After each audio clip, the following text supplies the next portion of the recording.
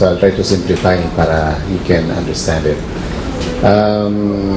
We present two cases that were really markedly in terrible shape, and then I will share how we treated them and how it can be duplicated even at home. No? So the title is Mending a Broken Heart. And this was done in the Subic Bay Medical Center before. We have a wellness department. So Subic Bay Wellness Center is a hospital in SBMA inside the Freeport Zone. It was the former U.S. Naval Hospital. It's a tertiary hospital. It was supposed to be the most modern hospital in Olongapo before. No? So this is a case of an old man, well, he's 72 years old, from Bataan, and his complaint was difficulty breathing. Actually, he was from Guam, and in Guam he was told he is for emergency bypass surgery, or if not, valvular replacement, kasi yung valves ng heart niya has been affected, and there are 3 or 4 blood vessels that are blocked. So they wanted to do surgery, but he was 72 years old, so he was afraid. He was thinking, if I do this, what are the chances that I would still be okay after surgery or during surgery? When he came to us, he would walk from here to here, and he would be short of breath. No? And then his lips are already bluish. He has swelling in his legs, and he could not even lie down flat in bed. So he really was afraid. But they told him, you know, you have insurance, we can do the surgery here in Guam. He decided to go back to the Philippines. He was open to alternative medicine because his brother-in-law was a patient with liver cancer. He was told only 3 days to live, and with God's grace we were able to help him. So he decided to visit us in our hospital. When they did a 2D echo, they saw he had an old heart attack, and they wanted to unblock. So there were several blocked arteries, and the left side of his heart was already dilated. There was severe valve problem. So normally what they would probably do would be either an open heart surgery or bypass surgery, or they will replace this valve with maybe pig's heart valve. So it's either valvular replacement, which is open heart surgery, and bypass surgery. So he went back here, he went home. When he came, he didn't want to be admitted sa hospital. He said, I hate hospitals. So I said, how are we going to treat you? He said, please, can you have some other alternative thing? Because if he sees someone wearing white, you know, his heart already starts, palpitating. So I said, okay, we'll put you in a hotel. So we put him at Crown Peak Hotel. We brought 2 nurses that will watch him closely 24 hours a day, and then the therapist would go there. So basically we did a program at the hotel, and we were kind of scared kasi he could have a heart attack anytime. So we noticed already has edema in his leg, so that means his heart is already failing. We call that congestive heart failure. When a patient with heart problem could not even lie down flat, he needs 3 or 4 pillows, and there's also already swelling. The heart is unable to pump properly, so circulation is very poor, so they end up with swelling in their legs, and when they lie down, the swelling goes to their lungs. So pwede silang, they could drown from fluids. That one is an ICU or intensive care treatment. But the patient does not want to be in hospital, so actually we made him sign waiver. So we did also some ultrasound. We showed the fatty liver, his heart was enlarged, and we have an alternative test that showed pulmonary and kidney problems. See, when the heart is not adequately pumping, then fluid builds up. Now you have to have the kidney urinate and get rid of a lot of fluid. But then he has got prostate problem, and he was having some other problems in his lungs. He also has a history of allergies or asthma attack. So they compound, no? Nagpatong-patong yung problem. So he stayed at the nearby hotel. We gave him blood thinners, omega oil, olive oil, fish oil. We gave him a combination of herbs that can make the heart pump stronger. We gave him coenzyme Q10 at mega dose. Now the coenzyme Q10 that you will find in the market range from 30 milligrams to 300 milligrams. What I do is 300 milligrams, 2 capsules, 3 times a day. So really mega dose. And vitamin E, there's an oxygen thing that we give, and then we give cayenne drops and some other things. So within a week, he was able to walk further. Within 2-3 weeks, he was walking farther, maybe a kilometer around the hotel, and he could now lie down flat. In a week's time, he could lie down flat. So his energy level improved. There was some fluctuation with his blood pressure, but it's mostly within 140 to 90. And after a month's stay, we decided to have a repeat to the echo. Now his doctor, his cardiologist in Guam told him, you need emergency surgery. But after a month's stay, when they did to the echo, the cardiologist in town said, you don't need emergency surgery. Maybe when you're 80, you will. Wow. So his wife was so happy. He said, stay 2 months more. If in 1 month we got results, because he's already walking 3 kilometers a day, wow. and he was already swimming at the pool. Actually, he told us that after they did the prostate surgery, and a few years back, his sex life has been zero because it affected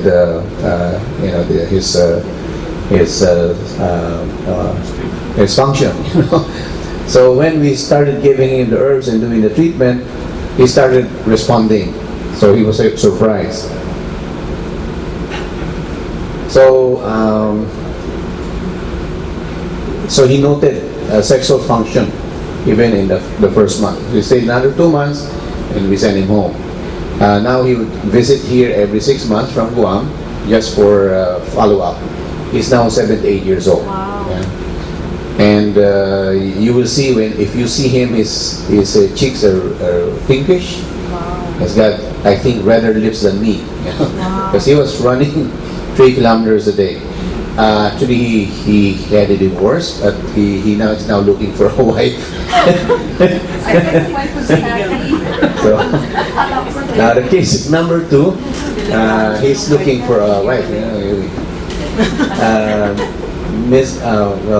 A lady, she's 70 years old, and she came to us again with the same thing, but this time she'd had a stroke on the left side. So again, 3 pillow. When you say orthopia, that means she's unable to lie flat. So she needs 3 pillow to lie down, or actually she couldn't lie down. And what they found out, they did a scan on her blood vessel here. Not only were her heart blocked, but they found that both our carotid arteries are also being Oh, blocked. wow. And they wanted to bypass the carotid artery. When you say bypass, they have to get the blood vessel somewhere, and if this is clogged one, they will, from the heart, they'll put it bypassing the, can you imagine the surgery that's going to be done, no? So, and of course she's about 70, and the doctors wanted to do the surgery because it's an interesting thing. Oh my. But there is no guarantee she'd be alive, no? So patient refused, and so they got her. The impression of the ECG, ischemic heart disease, that means the heart is being blocked. And basically it's the same thing as the previous patient. So this is their Doppler, the carotid duplex scan. Notice that the right internal artery, which is a major artery going to the brain, 80 to 90%, 99% blocked. So that's why she had a stroke. Because of the block here, the circulation was compromising the brain, so now she is paralyzed on the left side. When you have damage on the right, the left side of the body will be the one affected, and vice versa. And then on the left, there was only a 49% blockade. So still, that's very significant. I mean, no matter what we do, that area that had a stroke in her brain is dead because of the circulation. So that's why they wanted to do the blood vessel bypass on her neck. It's not a bypass for the heart, huh? From the heart to the neck. So imagine that. And then they do the echo. The normal size of the left side of the heart is normal, but there is also valve problems, also relaxation abnormality. Then the ECG on admission, there was a block on the lower wall and a block also on the front wall. So that's a heart attack. That's a heart attack. I mean, that will lead to heart attack. This will lead to a heart attack. So she had two blocked blood vessels. It hasn't triggered a heart attack yet, but it can be. It can start anytime. So we confined her, and actually she stayed only 2 weeks, and she improved. Noted energy level. But she said, "Doc, I can do this at home now. I'm okay. I can lie down flat." So after 2 weeks, I said, "You follow the diet." She followed the diet.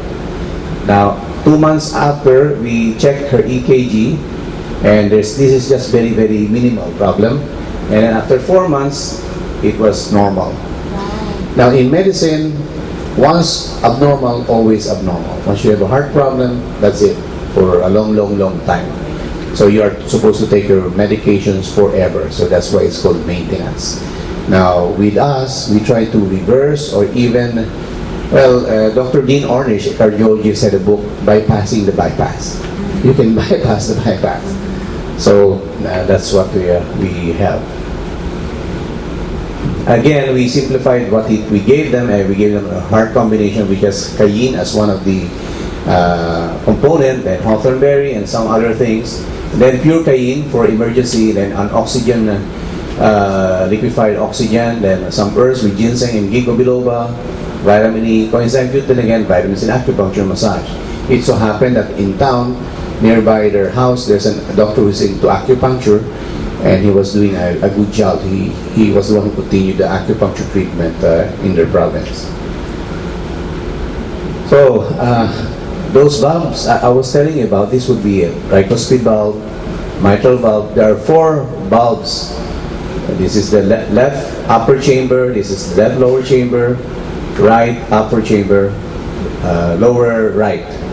So the heart would be coming, the blood will be coming from the liver, and goes to the right side of the heart, and is pumped and goes to the lungs to get oxygen. No? So the blood going here doesn't have oxygen. It came from the liver. It's being filtered by the liver, and the blood goes here.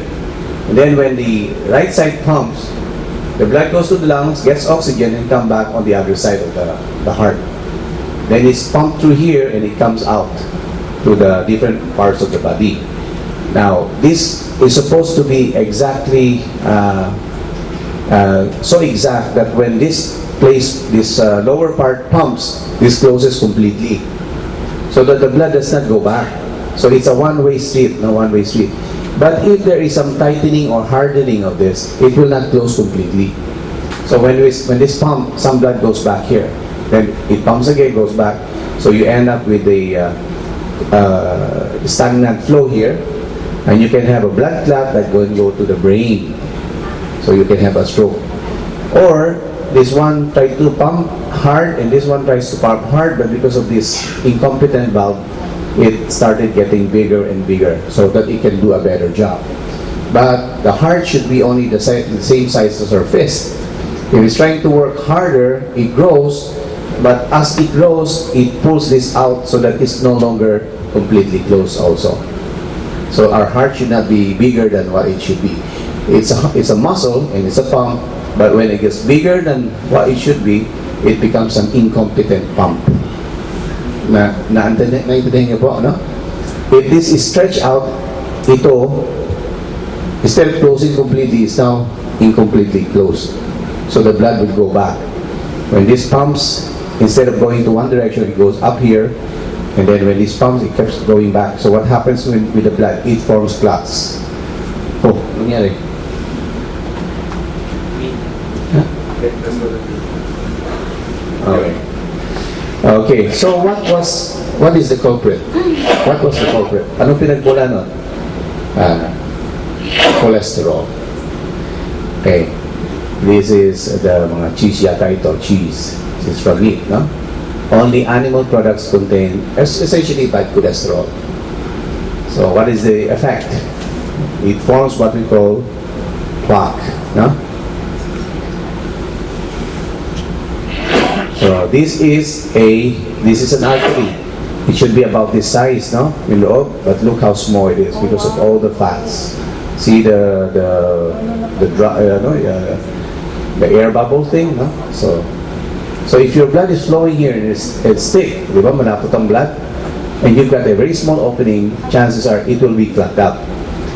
A plaque is composed of fat, cholesterol, calcium, and decomposing muscle cells, and it becomes larger and larger as we age.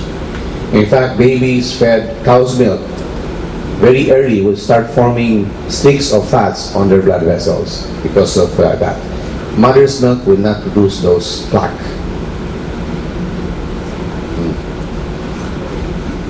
Okay, so example, if your cholesterol level is more than 200 to 250, after 3 years you will have this size of plaque on your blood vessel. And this is not just one blood vessel. Every vessel in the body would have that cholesterol deposit. But if the blood vessel is kind of tight, syempre, you'll feel more there. So if the bigger the blood vessel, the less yung symptoms that you will feel. But the smaller it is, the more you have problems like the heart and the brain. Okay. After 5 years, it gets smaller and smaller. So yung patient before, yung case 2, if you say 99%, that means about this size na lang yung natitira. So imagine if a barangay, that requires maybe 100 people there, and the pipe brings water to them, it's only for maybe 10 people. What happens to the 90 people? They die. So that's what happens when you have a stroke. So we have what we call the good cholesterol and the bad cholesterol. So high risk if it's more than 200. So actually the research shows it should be lower than 200. 150 would be good. So the higher, the more risk. See, 200 to 239, moderate risk. High risk, 240 and above. So the cholesterol ends up clogging our blood vessel. Or maybe you can ask them for a copy later, no? So rule, if you have a high HDL or good cholesterol, the better. Now, HDL can also be elevated by alcohol, pesticides, and aerobic exercise. Now, of course, I'm not gonna say you should take pesticide to increase your good cholesterol or alcohol, because then it can damage other things. So I'd say do aerobic exercise, no? Also, omega oil. So, sa medical approach, you give anti-cholesterol medication like Lipitor. But Lipitor has been known to damage the liver, and there's certain cases that seems to contribute to cancer. So I would like to give that. Not only that, when the first time that the Lipitor and the statins, these are medications that lower cholesterol, came in the market, one of the spokespersons showed that one of the side effects, kasi cholesterol lowering drug, it affects the fats in the brain, are suicidal and aggressive tendency. So it can lower cholesterol, but it can lead you to depression and end up with suicidal tendency. Plus, it can harm the liver. So I don't think that's... Then, of course, diet and exercise for 6 months. If exercise and diet didn't work, they advise other things. And for those with risk factor greater than 160 or no risk factor present, they give the anti-cholesterol medication. That's when you treat them. Okay. So to lower cholesterol, decrease saturated fat, decrease dietary cholesterol, decrease body weight, increase exercise, stop smoking. Because smoking can also harden the arteries. You may not have a high cholesterol diet, but the smoking can destroy and damage the blood vessel too. So it's not just the fat that's sticking to the wall. And then you control diabetes in diabetic siya. No? So diet that lowers cholesterol, no animal product. Or maybe you take it maybe once a week or every other week. If you already have a heart problem, you better be careful. No? We always tell our patient, if hindi kayo mag-slow down sa pagkain ng karne, kayo kakarnihin ng doktor. No? They'll do a bypass surgery. If you don't slow down eating butchered meat, then the doctor will butcher you. Okay. So, high fiber food means oats, apples, barley, buckwheat. Small amount of oil, okay, although we prefer olive oil, and avoid tea and coffee. So again, cholesterol is found only in animal food, fruits, vegetable grains, and nuts contain no bad cholesterol. They do have good cholesterol. Okay, stored fat that contain cholesterol will combine with oxygen, is oxidized, becomes poisonous. No? So you have two problems with fat. One would be the bad cholesterol sticking on the wall. No? But the stored fat, the what we call trans fat, they damage the arteries in the heart. So when you take it in 6 hours, it's already damaging your heart directly. So yun yung trans fat, that would be your margarine, that would be your oil that you reused, no? And that would be the normal oil except olive oil and flaxseed. The normal oil underwent certain treatment that makes it not good for our body. And they have a lethal, damaging effect on the arteries, on the walls of the arteries, especially the arteries of the heart.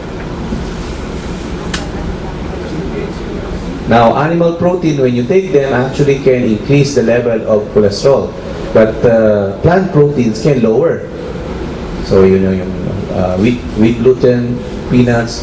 So, the proteins of plants have a cholesterol lowering effect. Whereas animal protein can increase. Now, whole egg protein can increase cholesterol if it's cooked, but if it's not cooked, it can help lower bad cholesterol. Yeah, that is fascinating, di ba? Okay, so raw egg white, it can lower. Of course, the plant protein is better. So what does that mean? That means, in terms of cholesterol, now the nice thing about fish protein, yeah, it can maybe increase your cholesterol, but if I were to take a whole fish, you've got your fish oil, which can lower your bad cholesterol. So maganda siya, no? Yan. So this is the heart mending protocol that we do. If the heart is not functioning adequately, then for a week or two, nililiquid diet muna namin. Ang purpose is that to give the heart time to rest. Okay. That is if you want to reverse the problem. But if it's not really that much of a problem, just having starting some heart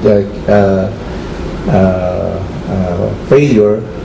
If with heart failure, you limit the fluids, maybe 8 glasses a day, while you stimulate urination and passive sweating. Sa medicine, what they will give is diuretic, and then prevent drinking more fluid. So, bawal uminom ng tubig, tapos pinag-urinate. The danger of that is the blood pressure will go down. Ma-dehydrate yung patient. The patient will get dehydrated. So what we do is, we allow water intake, but the patient should sweat out, and at the same time urinate. So, you give a high fiber diet, you make the evening meal light or liquid. So, you may do a liquid diet for a week or two, or kung hindi naman masyadong delikado, you just change the dinner. You make the dinner the lightest meal, the easiest to digest. Why? If you have your heart failure or my heart is not functioning adequately, and then I eat and then lie down at night, my digestive system is going to work harder because you're lying down. And guess who sends blood to that digestive system that's trying to work hard while lying down? Diba? Yung heart. So, we have had a lot of patients have a heart attack after eating heavy meal. Tapos, they lie down and sleep and they never wake up. Or they wake up, they're having a heart attack. So, dinner, lying down when you have a heart problem, you ate something, is not a good thing. It's not advised. Then the drugs may be retained kasi when they come to you, they are on medications because you cannot remove that drugs immediately, no? Those drugs immediately.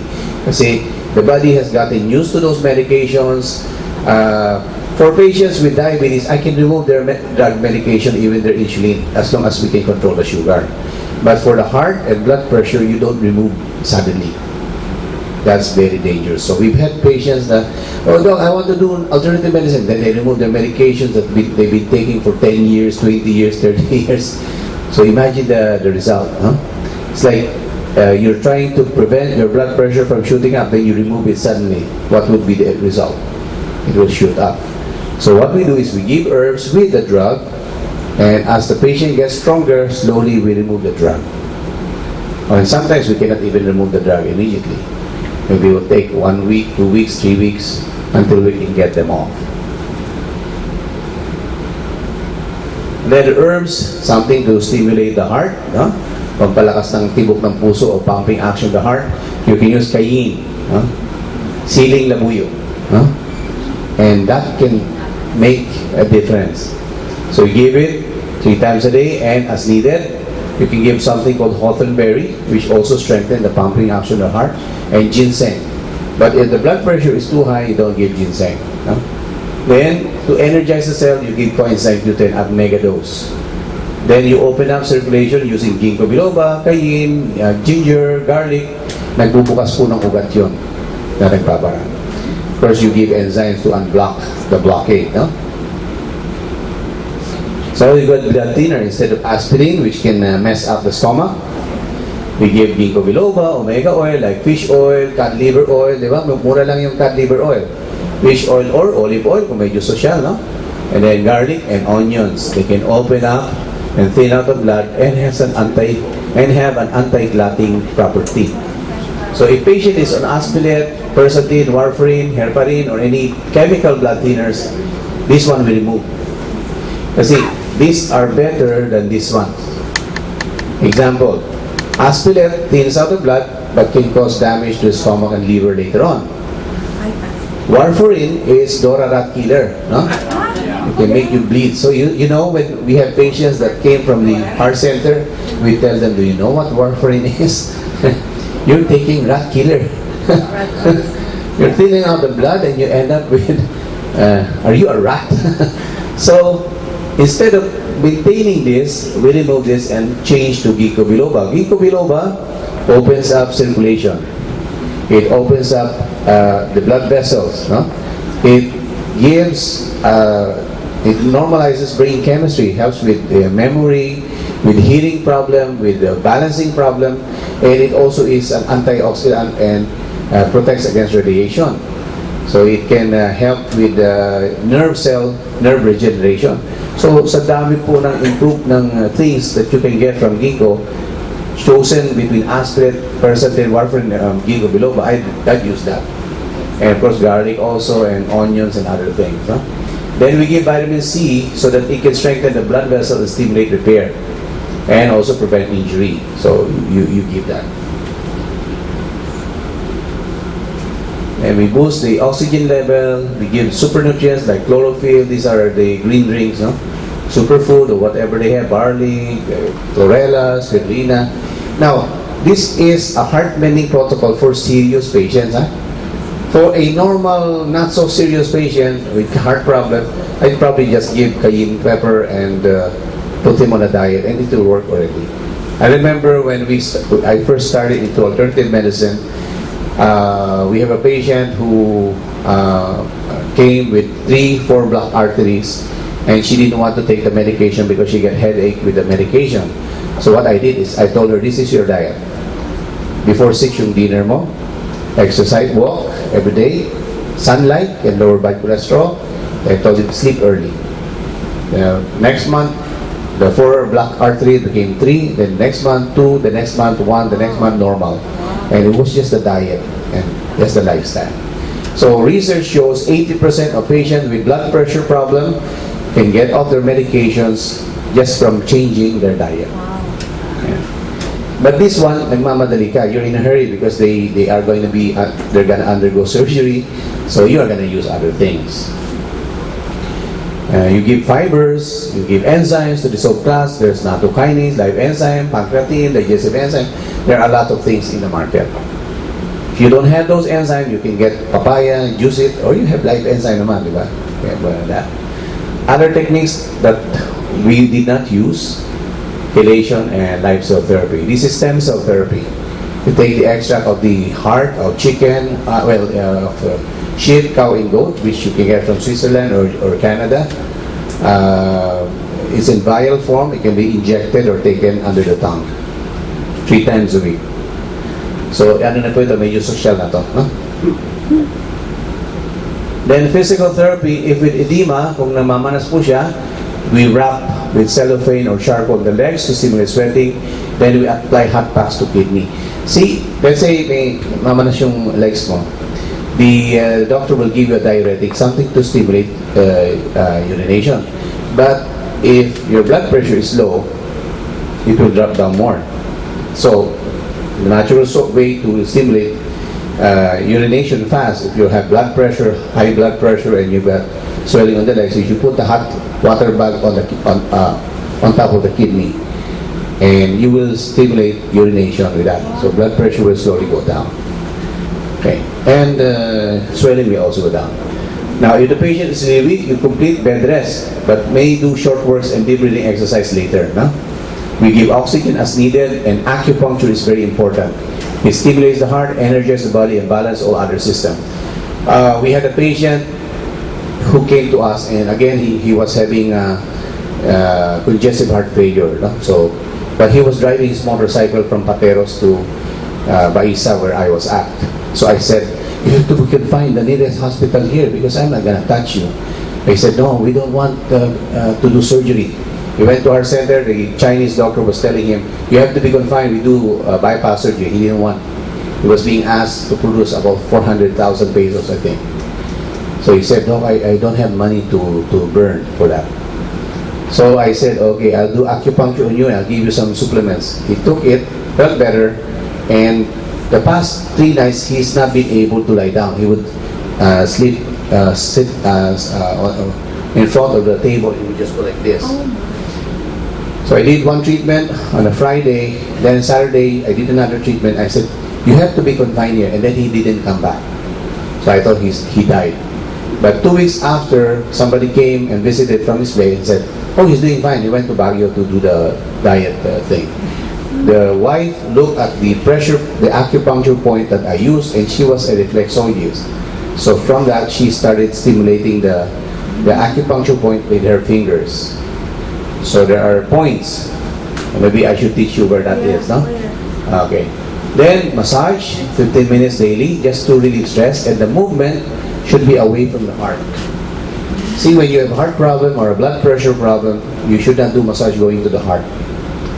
You're putting a load on the heart. So, heart and blood pressure problem, the massage should be away from the heart. And then we have some other bioenergy treatments, no? And sunlight. Sunlight can stimulate cholesterol lowering effect, and even sugar can also be affected, can go down. One single exposure of sunlight can lower your blood pressure for 5 days. I remember when we were in the States, we had a patient who had already had a stroke, and he came, his blood pressure would be 180 over 100, and we were giving him medication, it wasn't working. So we told him, go sunbathing. And in Colorado, there may be the sun, but it's very cold. So there was what we call a solarium. A solarium is a place we got this tall fence so that the patient can take off his clothes and have the sun hit him. A single exposure of sunlight, and his blood pressure went down for normal for 5 days. It was fascinating. We were doing all sorts of things. It wasn't working, and sunlight made it go down. Of course, the Americans don't care. They get tan, no? The Filipinos, anyway. Gusto maputi, no? Okay. And prayer and counseling, because a lot of times the people who end up with heart problems are the really stressed out people. So executives, those who don't have that much exercise, and yet their work is emotionally and mentally depleting. So they have stress here. But we tell our patients, look, you are so stressed out about your work, but we work to live, we don't live to work. You understand, no? Yes. If you work and drive yourself like a horse or something, the time will come, you will not even be able to pay the bill for the hospital, diba?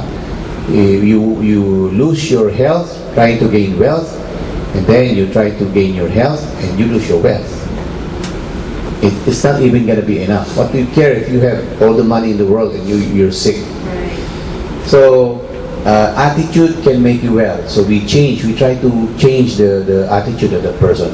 For example, we had a patient with aortic aneurysm. You know an aneurysm? Yeah. because of high blood pressure, the big artery here, which is the aorta, the main artery, has gotten thinner and thinner because it's like a balloon. And so they told him, we have to do a bypass surgery on you, but it's a 50-50 chance if we do that. So we accepted him, helped him. In about a month, we got it back to normal. But at home, he was always angry because kids are so noisy. So if you get angry, your blood pressure goes up, then the thinned out part will balloon again, and he can have he was a walking time bomb. So we told him, okay, why are you getting angry? Or why is your blood pressure going up? You know, the kids are so noisy. Okay, so you know what's going to happen to you. If your blood pressure goes up, your aneurysm will burst. Will burst. Yeah, I know. So it's going to be really funny when we have to write the medical report, died because of noisy kids. Di ba yung priority niya? Is it that important for you to die about it, to die over it? Right. So he laughed and oh nga no. So it's not important enough for me to die for. So he unwinded because the wife keeps scolding him and telling me, Doc, he is hard to live with. The kids are so noisy. So we had to change their attitude. Because attitude is a big thing. Right. Now, people with faith were always best fighter of diseases. Patients with a fighting spirit seem to have better chance of recovery than those who surrender to the illness. Now, you can either be a victim, oh, poor me, my heart is blocked, or you can be a survivor. I can do all things through Christ, Yes, which amen. strengtheneth me. We always tell them everything has a purpose. Yes. And when something like this happens, it's a wake-up call. You're not exercising enough, you're eating too much fatty food, you're eating too much food, maybe not fatty, but too much food. You're too stressed out, go out there and do something. So me, when I get stressed out, I go out, no? Kasi there's that stress seminar we attended. The more stressed out, equal amount of stress and unwinding daw. If you have the stress, maybe for an hour or so, get maybe an hour at least of unwinding. So for maintenance, a low-fat, low-protein, complex carbohydrate diet with evening meal as your lightest or liquids, depending on the case. We have a nurse. She was supposed to go abroad, and she was overweight. She was a heavy smoker, heavy drinker, and she just did the test just to find out if she would pass for going abroad. And lo and behold, her EKG, her ECG showed there was a blocked artery there, and she's only about 27, 26. And then they looked at the X-ray, and her heart was enlarged. So she's not gonna pass the physical exam for going abroad. So she comes to me. I said, so what do you want to do? Oh, Doc, is there any other way? Because my doctors tell me I'm gonna take medications and maintenance for the rest of my life. Now, during that time, I was just starting alternative medicine, and it was mostly lifestyle management. So I said, are you willing to do what needs to be done? She said, yes. So, okay, no smoking, no alcohol, no caffeine.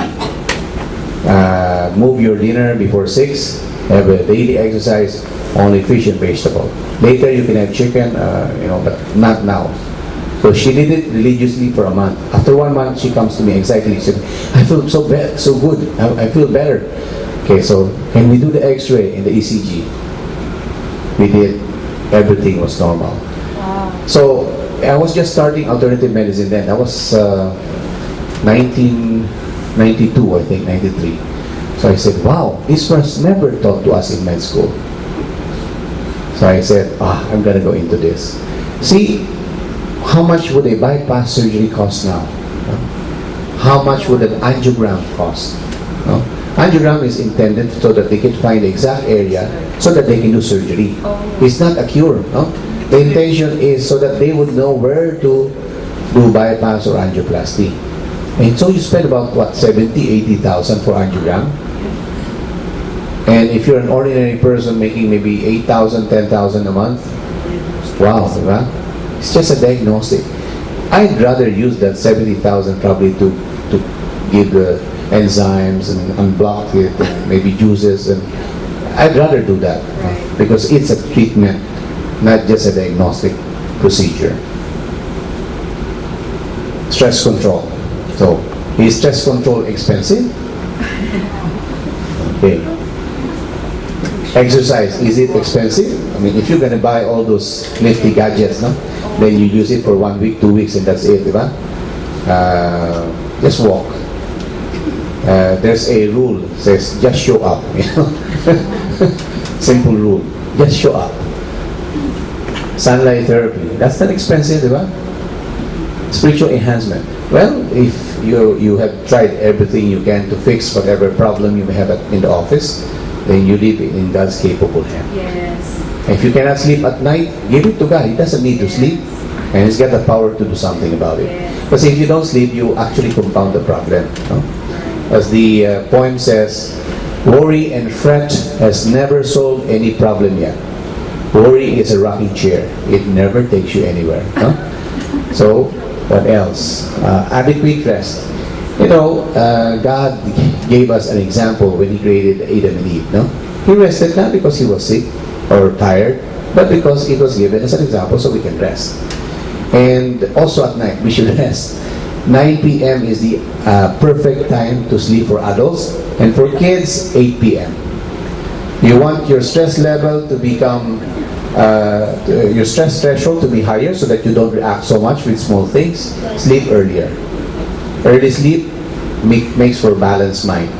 But if you want to be easily stressed out, your memory goes crazy, your hormones go crazy, your heart has a hard time, your body doesn't recover or regenerate as it should be, you stay late at night.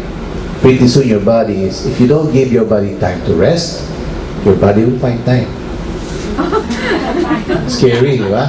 Okay. Stay away from stimulants. See what happens when we take too much caffeine and coffee and tea and also other stimulants. Your heart gets in the habit of pumping too fast, and it's not good for that. Not only that, your stress level also goes up. So the time comes after a lifestyle of that your heart is going to slow down because of the work you made it for, you gave it. You may retain some of the basic herbs like garlic, ginkgo biloba if you want. It's good for a lot of things. Maybe you can give, I think I gave you the formula of the digestive tonic before. Apple cider vinegar with olive oil. That's a good heart protective herb supplement.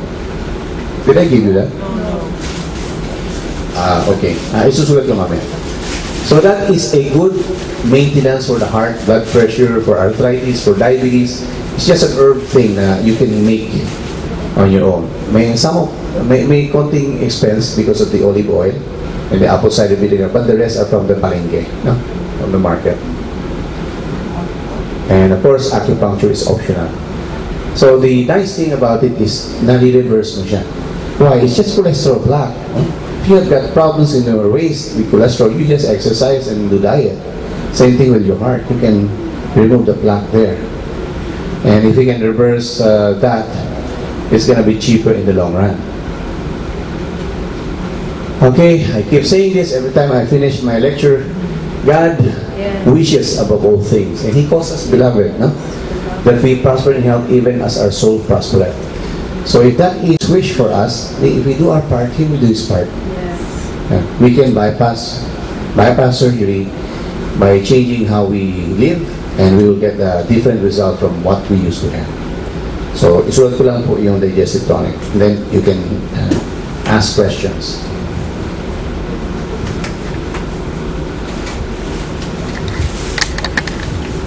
So apple cider vinegar,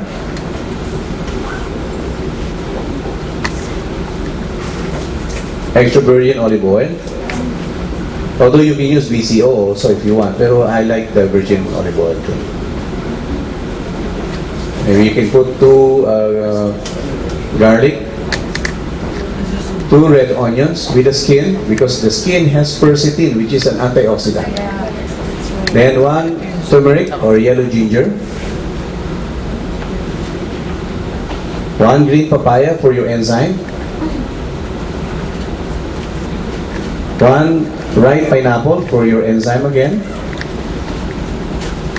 Kasi to unclog the clog up arteries and also to thin out the blood. And then you have your cayenne pepper. The more the merrier, no? You can use one if you can blend or chop everything. Then mix. Put in the fridge and you can take a tablespoon 3 times a day.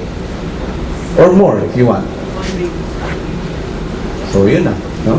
That's for heart, blood pressure problem, diabetes, cancer. I've had a patient with cancer and this is all that he used. And it probably boosts his immune system and he survived. So any question po?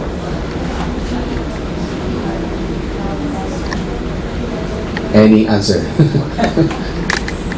Sige po. Doc, what is the proportion of the apple cider vinegar? 1:1.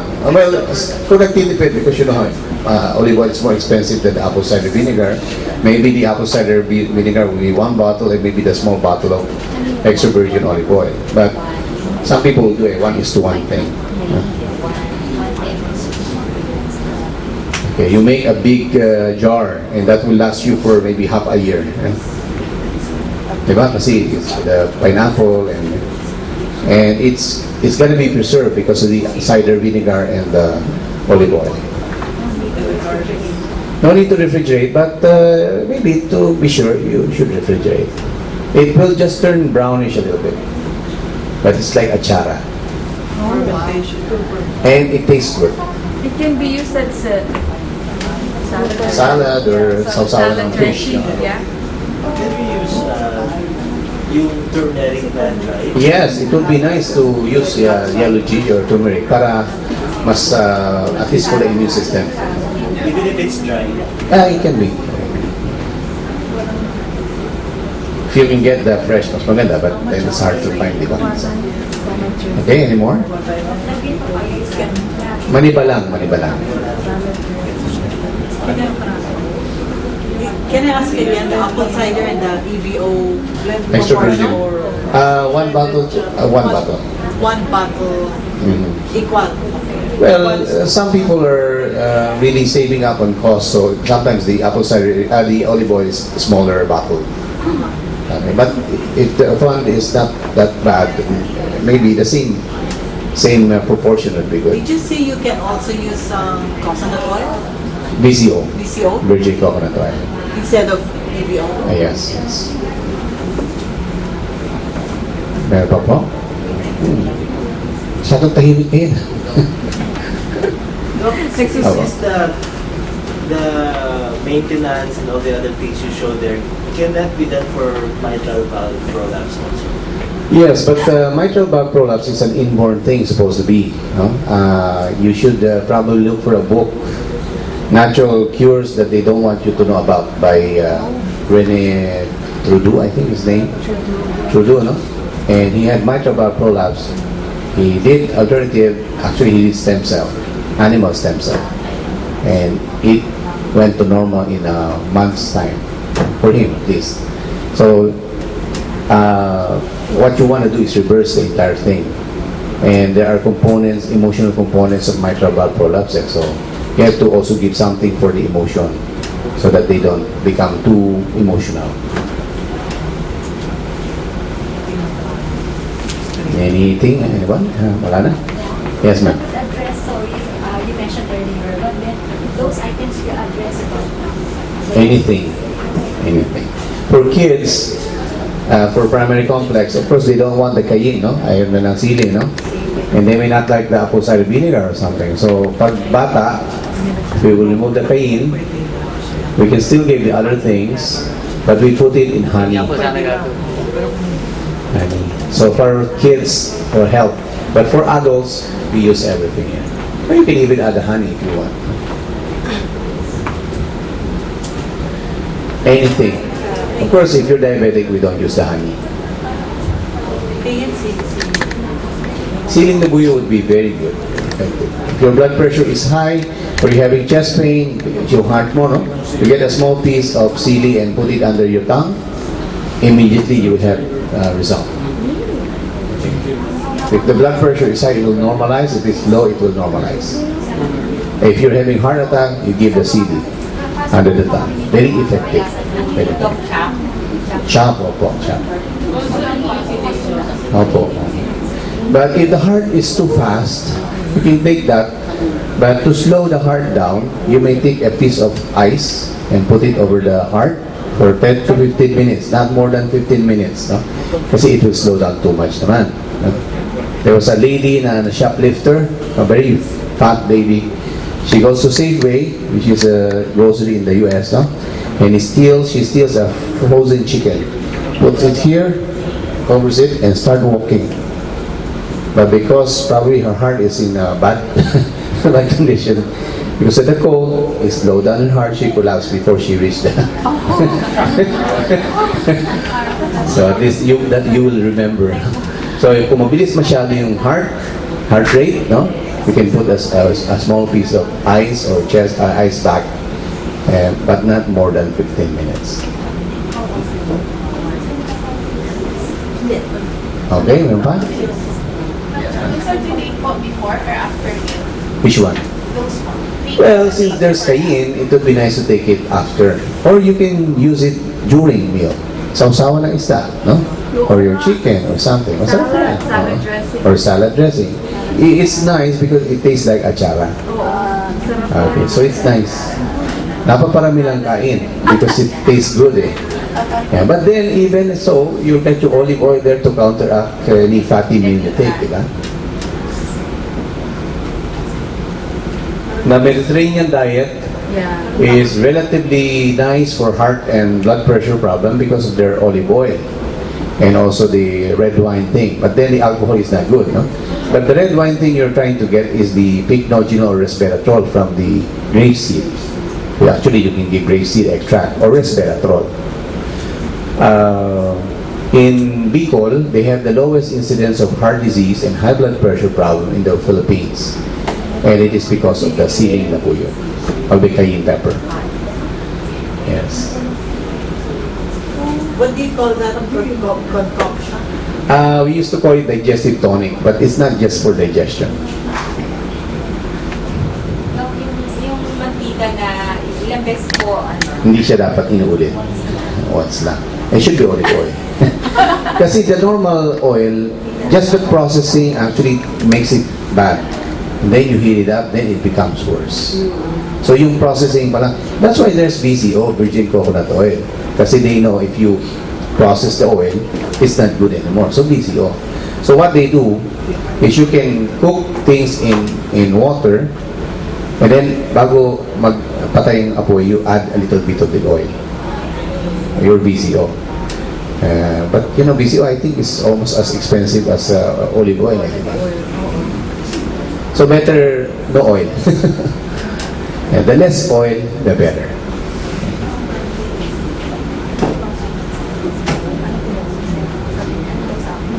For me, now that we have the Life Enzyme, I'd use it because I can use it to unclog the plug up artery, no? I can use it to lower the bad cholesterol. I can use it to thin out the blood. So maraming usage siya, not only the fiber thing. So I would use it if there's a heart reaction. You can take it under the tongue. There will be some response. Kasi your sublingual artery will absorb some of it, and it can be carried to the heart. But for really severe problems, I've used the cayenne pepper. Siling na po yun. So you can make your own cayenne drops, no? Yung pang-track, para concentrated siya. You take vodka or rice wine, okay, and fill it half with chopped sili. Chop feeling. Yeah. And shake it every day for 2 weeks. Then strain and remove the pain, no, para yung fluid na lang.